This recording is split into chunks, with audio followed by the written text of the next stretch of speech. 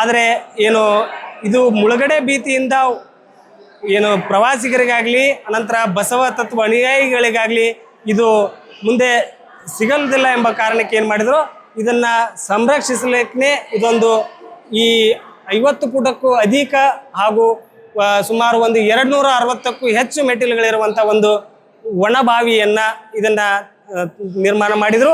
ಇದರ ಸುತ್ತ ಏನಿದೆ ಅಂತಂದರೆ ನೀರು ಸದಾ ಇರ್ತಿವಾಗ ಇದರ ಫುಲ್ ಏನಿರುತ್ತೆ. ಹೌದು, ನೀರು ಮಧ್ಯದಲ್ಲೇ ನಾವು ಇವಾಗ ನಿಂತ್ಕೊಂಡಿದ್ದೀವಿ.